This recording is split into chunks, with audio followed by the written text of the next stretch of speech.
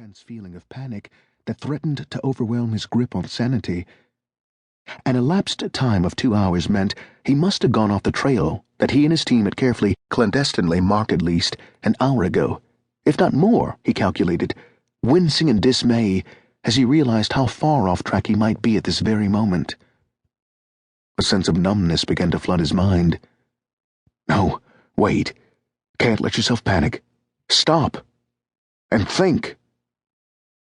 He forced himself to remain calm as he made a slow 360-degree turn in place, searching desperately as he did so for some sign of one of their partially concealed markers, some recognizable rock formation, or even an isolated clump of tall trees. But he saw nothing that looked even vaguely familiar. Nothing at all. It was only then that he lowered his gaze and saw the increasingly larger clumps of drifting snow tumbling, one after another, into the gaping holes of his long trail of deep boot tracks. Oh, shit. The sudden awareness that he might not be able to find his way back to his truck if he didn't turn back right now seized at his heart like a clawed fist. He turned around sharply, intent on sprinting back down the windy mountain trail that he'd worked so hard to climb, but then somehow managed to hold himself in check. No, wait, not yet.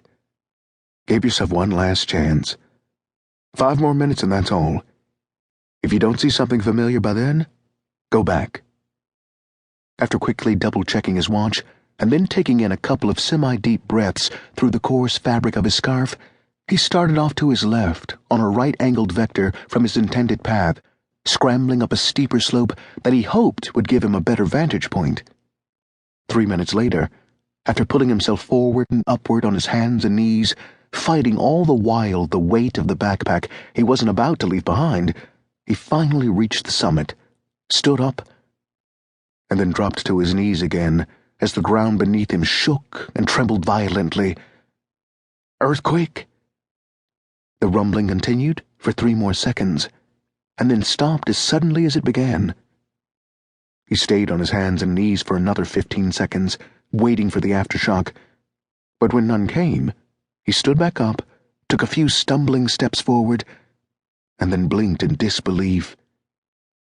The scenery before his eyes, almost as far as he could see through the increasingly dense clumps of falling snowflakes, was a liquid surface still roiling from the cross-rippling effects of the brief tremor.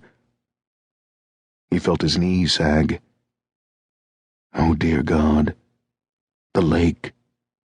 Or, to be more precise, the incredibly large and irregular lake that had no name and didn't even appear on any of his team's maps because, according to the series of satellite maps he'd gone to a great deal of effort and expense to obtain from one of his well-placed sources, it hadn't existed as much as a few days ago. His mind turning, he quickly worked his way back down the slope to his right-angled starting point and then began retracing his steps without actually being aware that he'd made his decision.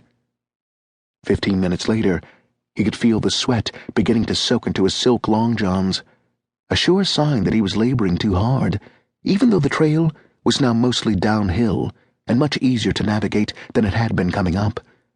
But the sky seemed to be darkening by the minute.